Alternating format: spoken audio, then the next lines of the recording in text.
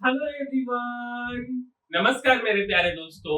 इस वीडियो में हम बात करने वाले हैं म्यूचुअल फंड के टाइप्स के बारे में। यह तीसरा वीडियो है म्यूचुअल फंड का और टाइप्स में सबसे पहला टाइप्स हम बात करेंगे जो कि इक्विटी फंड्स है उसके बारे में। तो आइए एक एक करके समझते हैं इक्विटी फंड्स क्या होता है, कैसे काम करता है, कौन कौन से इक्विटी फंड्स है ना। पूरा डिटेल में इसके बारे में बात करेंगे। जस्ट फॉर एग्जांपल हमने इक्विटी फंड क्या होता है दूसरे लेक्चर में आपको समझाया था, तो आज हम उसको डीप डाइव करने वाले हैं। देखिए मेरे भाई, म्यूचुअल फंड के टाइप में इक्विटी फंड बेसिकली क्या है, अलग अलग कंपनियों के शेयर में निवेश किया जाता है। दैट मींस इक्विटी फंड एकदम सिंपल भाषा में These funds are known to generate better return। अगर हम इक्विटी फंड में पैसा लगाते हैं तो मुझे बेटर बढ़िया रिटर्न मिलता है। ठीक है, रिटर्न क्या होता है ये भी हमने आपको समझाया। ठीक है, और किससे बढ़िया मिलता है तो टर्म डिपॉजिट से या डेब्ट बेस्ड फंड से। हमने एग्जांपल से आपको डेब्ट बेस्ड फंड्स भी बताया था। ठीक है, फिलहाल हम सिंपल भाषा में बोले तो इक्विटी फंड से हमें बढ़िया रिटर्न मिलता है। क्लियर है? अच्छा, there is an amount of risk associated with rich funds. क्योंकि मेरे भाई अगर हमें कुछ अच्छा मिल रहा है तो उसके साथ कुछ न कुछ रिस्क भी इन्वॉल्व होता है, तो इसमें रिस्क भी इन्वॉल्व है। ठीक है, since their performance depends on various market conditions. Market conditions का मतलब स्टॉक मार्केट कंडीशंस, कि मार्केट ऊपर जा रहा है कि मार्केट नीचे आ रहा है, कि सरकार का क्या फैसला है, बहुत सी चीजों पे निर्भर होता है। अब हम बात करते हैं कि जो इक्विटी म्यूचुअल फंड्स है उसकी क्या क्या फीचर्स है, तो इसके बारे में हम समझते हैं। सबसे पहला बात कि जो इक्विटी म्यूचुअल फंड है टिपिकली जो जो कैरेक्टरिस्टिक्स है उसके बारे में हम बात कर लेते हैं। और सबसे पहला जो हम बात करने वाले हैं वो रिटर्न्स के बारे में बात करने वाले हैं। तो इक्विटी म्यूचुअल फंड जो है वह हाई रिटर्न फंड बेसिकली होता है। ठीक है, from the mutual fund spectrum, आपने जितने भी म्यूचुअल फंड के बारे में नाम सुना होगा, डेब्ट बेस्ड फंड हो या जो भी फंड हो, उसमें इक्विटी फंड जो है वह मतलब सबसे अच्छा रिटर्न देता है। सिंस यह जो फंड है वह क्या चीज पे कंसंट्रेटेड है, इक्विटीज पे।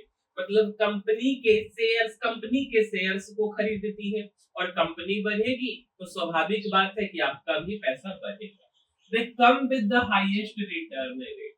रिटर्न रेट इसका ज्यादा है, किसका? इक्विटी फंड का। दूसरा जो इसके फीचर के बारे में हम बात करने वाले हैं वो है टैक्स बेनिफिट्स। क्या होता है tax benefits? You can gain tax benefits with the investment in this fund. अगर आप इस फंड में पैसा लगाओगे तो कुछ आपको टैक्स में भी राहत मिलेगा। सब एक एक करके बात करेंगे। तीसरा जो फीचर्स है मेरे भाई वो है रिस्क का। ठीक है, जो रिस्क फैक्टर है इक्विटी फंड का वो थोड़ा सा ज्यादा है। इक्विटी फंड का रिस्क फैक्टर थोड़ा ज्यादा है क्योंकि मेजोरिटी ऑफ जो फंड है वो इक्विटी में पैसा लगाया जाता है। और इक्विटी में जब हम पैसा लगाते हैं तो वो मार्केट के फ्लक्चुएशंस पे डिपेंड करता है कि मार्केट ऊपर कि नीचे। क्लियर? अच्छा, अब समझो। अगला हम बात करने वाले हैं एक्सपेंस रेशियो के बारे में। एक्सपेंस रेशियो भी हमने आपको समझाया। यह जो फंड है बेसिकली इसका एक्सपेंस रेशियो ज्यादा होता है। क्या होता है वो सेकंड लेक्चर में आप जाकर के देख सकते हो। और then there counterparts given the requirement of constant management. क्योंकि मेरे भाई इसको हमेशा मैनेज करने की जरूरत पड़ती, दैट्स व्हाई इसका एक्सपेंस रेशियो जो फंड मैनेज करने वाले लोग हैं वो ज्यादा चार्ज करते। लॉन्ग टर्म इन्वेस्टमेंट, यह जो फंड है बेसिकली वह लॉन्ग टर्म इन्वेस्टर के लिए है। गिवन दैट, क्योंकि यार अगर मार्केट जो है स्टॉक मार्केट लंबे समय में अच्छा परफॉर्म करेगी तो आपका भी जो म्यूचुअल फंड है वो अच्छा परफॉर्म करेगा। तो सिंपल भाषा में हम आपको कहना चाहेंगे कि जो इक्विटी फंड है वो किनके लिए है मेरे भाई? तो जो लॉन्ग टर्म इन्वेस्टर है, जो रिस्क टेकिंग एपेटाइट है उनके पास, तो वो लोग इस फंड में पैसा निवेश कर सकते हैं। ठीक है, अच्छा, आगे हम बात करते हैं अब इक्विटी म्यूचुअल फंड के भी कुछ प्रकार हैं, कुछ टाइप्स हैं। जैसे हमने म्यूचुअल फंड में पहला फंड लिया इक्विटी म्यूचुअल फंड, अब कुछ उसके भी कुछ टाइप्स है, तो उसके बारे में बात करते हैं। मेरे भाई सबसे पहले टाइप्स के बारे में बात हम कर लेते हैं, और जो सबसे पहला टाइप्स है वो इन्वेस्टमेंट स्ट्रेटजी बेस्ड कैटेगराइजेशन। क्या हमने बोला? सबसे पहला टाइप है इन्वेस्टमेंट स्ट्रेटजी बेस्ड कैटेगराइजेशन, और इसमें हमने लिया है थीमेटिक और सेक्टरल फंड्स के बारे में। An equity fund might decide to follow a specific investment theme like an international stock, ठीक है, international stock theme or emerging market theme. Also some schemes might invest in a particular sector of the market like BFSI, banking, financial services and insurance, IT, pharmaceutical etc. कुछ भी समझ नहीं आया ना? अभी समझा। सिंपल भाषा में बोला जाए तो जो ये फंड है थीमेटिक और सेक्टरल बेस्ड फंड, यह बेसिकली क्या चीज पे फोकस करता है? इंटरनेशनल स्टॉक थीम पे, इमर्जिंग मार्केट पे, और कुछ सेक्टर्स जैसे कि बीएफएसआई बैंकिंग, फाइनेंशियल सर्विसेज और इंश्योरेंस से रिलेटेड जो कंपनी है, आईटी कंपनी जो है, जो फार्मा कंपनी है, उन कंपनियों में पैसा लगाया जाता है। अगला है इसी में फोकस्ड इक्विटी फंड। नाम से भी क्लियर हो रहा होगा कि जो कि फोकस्ड इक्विटी फंड है, इस बात को अगर हम समझे तो मैक्सिमम इसमें 30 कंपनियों में इन्वेस्ट किया जाता है जिनका market capitalization as specified at the time of launch of the scheme. मतलब सिंपल भाषा में 30 अच्छे कंपनियों में निवेश किया जाता है, और उस समय किया जाता है जब बेसिकली स्कीम लॉन्च हो रहा हो। ठीक है, मींस बोला जाए तो this fund invest in a maximum of 30 stocks of a company having market capitalization as specified at the time of the launch of the scheme. तीसरा है कॉन्ट्रा इक्विटी फंड। क्या होता है मेरे भाई Contra equity fund? These schemes follow a certain strategy, contrarian strategy, ठीक है, of investing. These schemes analyze the market to find underperforming stock. पहला बात, यह जो स्कीम है वह अंडर परफॉर्मिंग स्टॉक को एनालाइज करता है और उसको खरीदता है कम प्राइस पे, ठीक है, and purchase them at lower prices under the assumption that these stocks will recover in the long term. मतलब सिंपल भाषा में बोला जाए तो कम दामों में अंडर वैल्यूड स्टॉक्स को खरीदा जाएगा और क्या किया जाएगा? लंबे समय के प्रिडिक्शन के हिसाब से कि यह कंपनी बढ़ेगा तो मेरा फायदा हो जाएगा। मतलब कॉन्ट्रा इक्विटी फंड हम इसको बोल सकते, ठीक है। आगे अब हम सेकेंड टाइप की बात कर रहे हैं इक्विटी फंड में, और यह बेसिकली क्या है? तो market capitalization based categorization. Market capitalization based categorization, अब इसमें क्या आता है? Some schemes might decide to invest in companies with specific market capitalizations only. अब यार जो कंपनी है वो ऐसा सोच रही है कि मैं कुछ मार्केट कैपिटलाइजेशन, जिसका मार्केट कैपिटलाइजेशन 1000 रुपए से ज्यादा होगा, किसी कंपनी का मार्केट कैपिटलाइजेशन लाख रुपए से ज्यादा होगा, एग्जांपल के लिए ले रहे हैं, किसी का मार्केट कैपिटलाइजेशन करोड़ रुपया से ज्यादा होगा, तो डिपेंड करता है उनके रिस्क टेकिंग एपेटाइट पे कि वो किस सेगमेंट में, किस मार्केट कैपिटलाइजेशन वाले कंपनी में निवेश करना चाहते हो। और उसी में सबसे पहला जो हम आपको बताने वाले हैं मेरे भाई, वो है लार्ज कैप फंड। नाम से क्लियर हो रहा होगा, लार्ज कैप फंड बेसिकली जिसमें क्या होता है? Minimum which typically invests a minimum of 80% of their total assets in equity shares of large companies. Large companies का मतलब क्या होता है मेरे भाई? Top 100 companies. अगर देश में 2-3 हजार कंपनी है, उनमें टॉप 100 कंपनी, और इक्विटी फंड 80% जो शेयर्स है वो इसमें निवेश करती, 80% टोटल एसेट्स का लार्ज कैप में। और यह जो स्कीम है उसको मोर स्टेबल माना जाता है मिड कैप और स्मॉल कैप फोकस्ड फंड के तुलना में। ध्यान रहे। अगला जो इसमें हम बात करने वाले हैं दूसरा टाइप, वो है mid cap funds which usually invest around 65% of their total assets in equity shares of mid cap companies।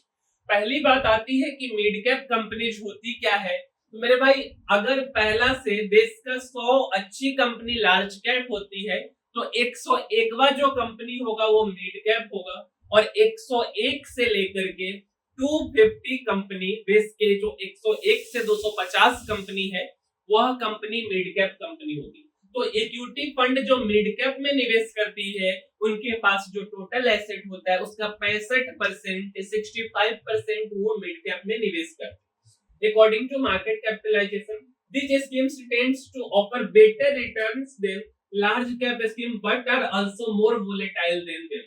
देखो मेरे भाई मिड कैप है, रिटर्न अच्छा देगा और रिटर्न के साथ रिस्क भी जुड़ जाता है, तो इसका रिस्क भी ज्यादा है in comparison to large cap. अगला हम बात करने वाले मेरे भाई मल्टी कैप फंड के बारे में। क्या होता है मल्टी कैप फंड? तो which usually invest around 65% of their total assets in equity shares of large cap, mid cap and small cap companies in varying proportions। Simple भाषा में बोला जाए तो जो मल्टी कैप फंड होता है उसका मुख्य उद्देश्य क्या होता है, उनके पास जो है टोटल एसेट का 65% लार्ज कैप में, मिड कैप में और स्मॉल कैप में निवेश करते हैं। अगर उनके पास 1 लाख रुपया है, 1 लाख का 65% लार्ज कैप, मिड कैप और स्मॉल कैप में डाइवर्सिफाइड करके निवेश करेंगे। अच्छा, इस स्कीम में जो फंड मैनेजर होते हैं keeps rebalancing the portfolio to match the market and economic conditions as well as the investment objective of the scheme। देखो इस फंड में मल्टी कैप में जो निवेश किया जाता है वो कुछ उद्देश्य से किया जाता है और मार्केट साइकिल के हिसाब से वो फंड मैनेजर अपने क्या बोल सकते हैं अपने इन्वेंट्री को टर्न करते रहते हैं। उनके पास जो कंपनी का शेयर्स होता है उस कंपनी के शेयर्स को वो खरीदते बेचते रहते, मींस रेगुलर बेसिस पे मॉनिटर करते रहते। और अगला जो है हमारा इसमें बेसिकली मेरे भाई large and mid cap fund. क्या होता है large and mid cap fund? which usually invest around 35% of total assets in equity shares of mid cap companies and 35% of large cap companies। और यह जो स्कीम है वो great blend of lower volatility and better return. मतलब क्या हुआ, कुछ तो समझ आया नहीं मेरे भाई? इसका मतलब ये हुआ कि जो लार्ज और मिड कैप फंड होते हैं वह 35% टोटल एसेट का which usually invest around 35% of their total assets in equity shares of mid cap। मतलब मिड कैप में 35% अपने एसेट का डालते हैं और 35% लार्ज कैप में डालते हैं। तो बेसिकली इसमें बहुत ज्यादा रिस्क नहीं होता है क्योंकि यह लोअर वोलेटाइल होता है और इसमें बेहतर रिटर्न मिलने का संभावना होता है। अगला जो हमारा स्कीम है मेरे भाई वह तीसरा है, और तीसरा क्या है भैया? तो टैक्स ट्रीटमेंट बेस्ड कैटेगराइजेशन। अब टैक्स के बेसिस पे समझ लेते हैं क्योंकि सबसे ज्यादा फेवरेट जो स्कीम है वो है टैक्स के बेसिस पे कि कैसे हम अपने टैक्स को बचाएं, है ना मेरे भाई? टैक्स देना जरूरी है देश के लिए। हम आपको यह सजेस्ट नहीं कर रहे कि टैक्स बचाना कैसे है। कुछ स्कीम्स है, उस स्कीम्स में निवेश करके कुछ हद तक अपने टैक्स को सेव किया जा सकता है, तो उस स्कीम के बारे में बात करते हैं। और सबसे फेमस स्कीम इसका जो है वो ईएलएसएस है। ईएलएसएस का क्या मतलब होता है मेरे भाई? Equity linked savings scheme. ध्यान रहे, ईएलएसएस का क्या मतलब हुआ? Equity linked savings scheme. यह एक टैक्स बचाने वाला स्कीम है। फिर से हम अपनी बात को दोहराएंगे, मैं आपको टैक्स बचाने का कोई सलाह नहीं दे रहा हूं, ठीक है? अब बात करते हैं। ELSS is the only equity scheme which offers tax benefits of up to Rs 1.5 lakh under section 80C of the Income Tax Act। These schemes invest a minimum of 80% of its total assets in equity and equity related instruments। Further, these schemes have a lock-in period of 3 years। पहला बात मेरे भाई कि equity linked savings scheme जो होता है वह 1.5 लाख रुपए तक के लिए होता है, ठीक है? और यह बेसिकली जो है 80C इनकम टैक्स एक्ट का 80C रूल के अंदर यह आता है। और इस स्कीम का इस स्कीम का जो 80% इसका जो टोटल एसेट वैल्यू है उसका 80% जो कंपनी है ईएलएस स्कीम वाली जो कंपनी है वो इक्विटी में और इक्विटी रिलेटेड इंस्ट्रूमेंट्स में पैसा लगाती है। बट एक प्रॉब्लम क्या है कि इस स्कीम में अगर आप पैसा डालते हो तो आपका लॉक इन पीरियड 3 साल का है, मींस 3 साल से पहले आप पैसा नहीं निकाल सकते हो। क्लियर है? अच्छा, अगला मेरे भाई जो हम बात करने वाले हैं वह है non tax saving equity fund. इसके बारे में बात करते हैं। Except ELSS all other equity funds are non tax saving schemes, this means that returns are subjected to capital tax gains. अगर हम इक्विटी लिंक्ड स्कीम वाले को छोड़ दें, सेविंग स्कीम वाले को, तो उसके बाद ऐसा कोई स्कीम नहीं है जो आपके टैक्स को बचाएगा।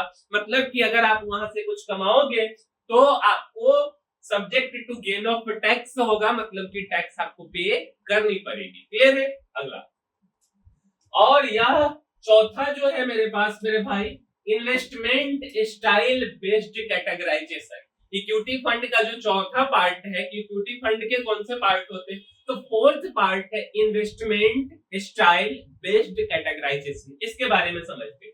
और इसमें जो सबसे पहला पार्ट है वह है एक्टिव फंड।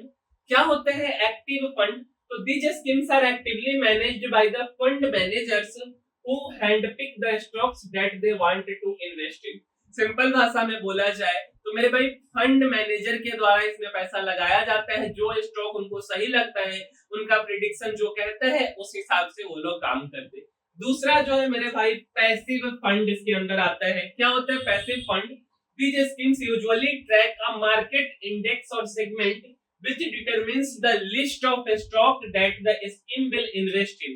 मतलब सिंपल भाषा में बोला जाए तो यह जो है मार्केट इंडेक्स को कि निफ्टी किधर जा रहा है, बैंक निफ्टी किधर जा रहा है, निफ्टी फाइनेंशियल सर्विसेज किधर जा रहा है, निफ्टी मेटल किधर जा रहा है, निफ्टी मिड कैप किधर जा रहा है, इन इंडेक्स को ट्रैक किया जाता है। और उसके बाद इनका जो डिटर्मिनेशन होता है, इनका जो प्रेडिक्शन होता है, उस हिसाब से यह स्टॉक में निवेश करते हैं। इस स्कीम में जो फंड मैनेजर है उनका कोई एक्टिव रोल नहीं होता है स्टॉक के सिलेक्शन में। क्लियर है? अच्छा, यह तो कहानी हो गया इक्विटी फंड का। अब बात आता है कि जो इक्विटी म्यूचुअल फंड है वह काम कैसे करता है, मतलब how does an equity mutual fund work. इस बात को समझते मेरे भाई। म्यूचुअल फंड स्कीम जो है उसको क्लासिफाई किया गया है इक्विटी म्यूचुअल फंड में। इफ जो है वह 60% अपने टोटल एसेट वैल्यू का, मतलब उनके पास जितना पैसा है उसके टोटल एसेट वैल्यू का 60% अगर वह किसी कंपनी के शेयर को खरीदने में लगाते हैं और बैलेंस अमाउंट जो बचता है उसको वो क्या करते हैं मेरे भाई, तो मनी मार्केट में लगा देते हैं। क्या हमने बोला कि जो इक्विटी म्यूचुअल फंड है हम उसको कैसे बोलेंगे, कैसे समझेंगे कि कोई कंपनी है वह इक्विटी म्यूचुअल फंड के अंदर काम करती है। तो इसका सिंपल सा रूल है कि किसी mutual fund company, mutual fund trust के पास में, पहली बात म्यूचुअल फंड कोई कंपनी नहीं होती है, म्यूचुअल फंड एक ट्रस्ट होता है। ठीक है? तो इस ट्रस्ट के पास में जो भी टोटल वैल्यू है 1 लाख, 2 लाख, 5 लाख, 10 लाख, तो उस 10 लाख का 65% पैसा अगर वह किसी कंपनी के शेयर सिक्योरिटी खरीदने में लगाती है तो वह इक्विटी म्यूचुअल फंड के अंदर आएगा। बचा हुआ पैसा को वह मनी मार्केट में लगा दे या किसी डेब्ट सिक्योरिटीज में लगा दे, उनका जो भी ऑब्जेक्टिव है उस हिसाब से, then that mutual fund is categorized under equity mutual fund. ठीक है? फर्दर आगे क्या होता है कि जो फंड मैनेजर होते हैं वह चूज करते हैं कि to invest in a growth oriented or value oriented manner and select companies according to his assessment of their investment generating maximum return।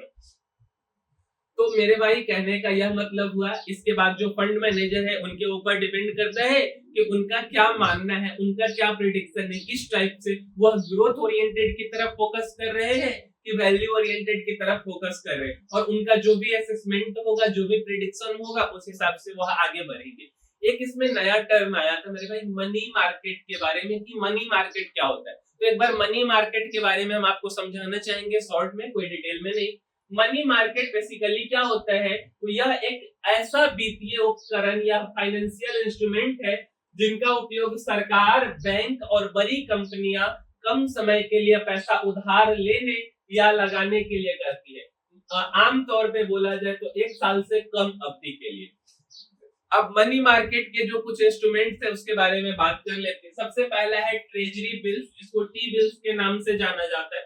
सरकार द्वारा जारी किए जाते हैं और यह सरकार जारी कर रही तो बेहद सुरक्षित माना जाता है।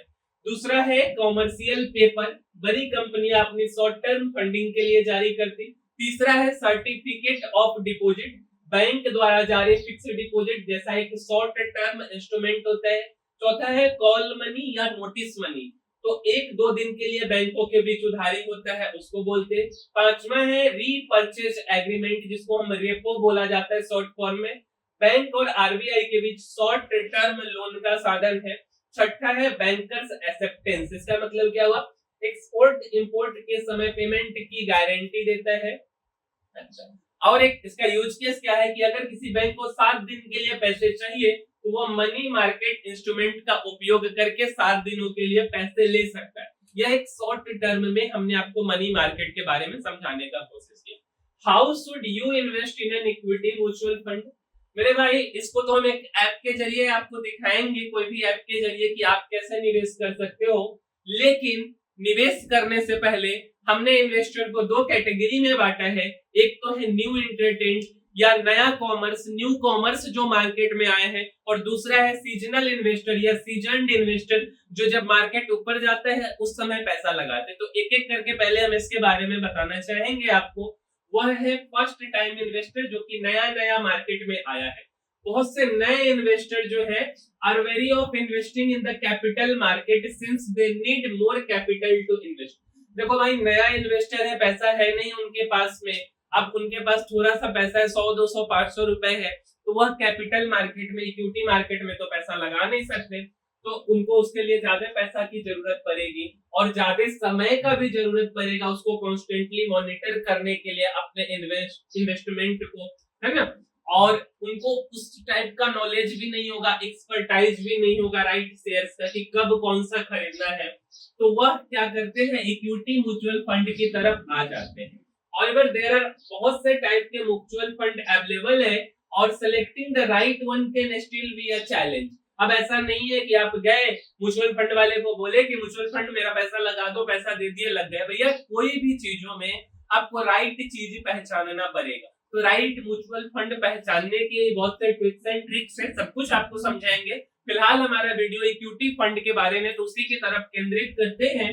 Hence, it is better to select funds after considering your investment's origin, risk tolerance and market conditions while investing in this fund. सबसे पहला बात कि आप इक्विटी म्यूचुअल फंड में ही अगर आप पैसा लगाना चाहते हैं तो बहुत कुछ फैक्टर्स पे डिपेंड करता है कि आप कितना रिस्क ले सकते हो और आपके पास मतलब क्या बोल सकते हैं कितना इन्वेस्ट करना है, आपका जो है रिस्क मार्केट का कंडीशन क्या है। ऐसा नहीं कि चढ़ते मार्केट में आप लगा दिए, है ना, तो बहुत कुछ पे निर्भर करता है। इसके लिए भी एक प्रॉपर वेबसाइट है, उस वेबसाइट पे ले जाकर के हम आपको सिखाएंगे कि आपका कितना इनकम है, कितना पैसा आप कमा रहे हो, कितना उसमें से पैसा आप म्यूचुअल फंड में डालना चाहते हो और आपके लिए बेस्ट कौन सा होगा जितना भी गिवन है उसमें से। तो अभी टेंशन नहीं लेना है, फिलहाल इक्विटी फंड समझते। दूसरा है seasoned investor. As a seasoned investor, you might already have an idea about how these funds perform. आपको एक तो पहले से पता है कि फंड कैसे परफॉर्म करती। However, make sure to use your expertise well before investing to avoid risks. और इधर आ गया, चलिए। Your understanding of the market can help you choose the right scheme and earn higher returns as compared to other funds. देखो, seasoned investor को बहुत कुछ पता होता है, बस उनको एक राइट अपॉर्चुनिटी चाहिए होता है और उनका प्रेडिक्शन सारा कुछ उनका एजम्पशन सही चल जाए तो उनका काम बन जाएगा। अच्छा, अब बात कर लेते हैं टैक्सेशन रूल के बारे में। अगर मेरे भाई, अगर आप इक्विटी म्यूचुअल फंड में पैसा लगाते हो तो ईएलएस को छोड़ करके हर किसी में टैक्स लगेगा, तो वो क्या रूल है। सबसे पहला मेरे भाई, कैपिटल गेन टैक्स। मान करके चलो कि if you hold the unit of the scheme for a period of to 1 year, up to 1 year, तो उस पे आपको क्या होगा, capital gains earned by you are called short term capital gain और एसटीसीजी, और यह आपको 15% का लगेगा। मतलब क्या हुआ, नहीं समझ आया तो एक बार और आपको समझाते हैं। मान करके चलो कि आप इक्विटी म्यूचुअल फंड का कोई यूनिट होल्ड करते हो लगभग 1 साल के लिए, अप टू 1 साल के लिए उस पे जो भी आप पैसा कमाओगे वह शॉर्ट टर्म कैपिटल गेन के अंदर आएगा और 15% टैक्स देना होगा।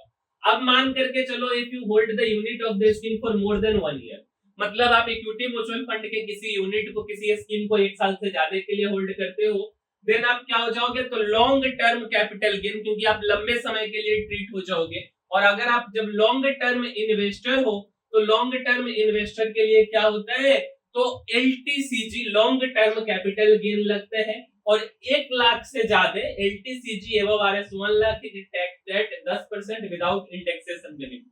तो मेरे भाई 10% का आपको इधर टैक्स देना होगा, ठीक है। अगला है डिविडेंड डिस्ट्रीब्यूशन टैक्स, जिसको डीडीटी के नाम से जाना जाता है। इसका क्या मतलब हुआ, this tax is deducted at source, hence when the mutual fund pays out dividends it deducts a 10% distributing the dividend। जब डिविडेंड डिस्ट्रीब्यूशन टैक्स का मतलब होता है कि जब कंपनी डिविडेंड देती है म्यूचुअल फंड वाले को, तो उसमें से वो 10% डिडक्ट करके फिर आपको पैसा देती है, ठीक है। सिंपल भाषा में ये हुआ। अब थोड़ा सा हम बात कर लेते हैं कि कौन कौन सा इक्विटी फंड है उसके बारे में। मेरे भाई quant small cap fund direct plan growth, Nippon India small cap fund direct growth, है ना, यह कुछ नाम से। आईसीआईसीआई, ठीक है, एक्सिस हो गया,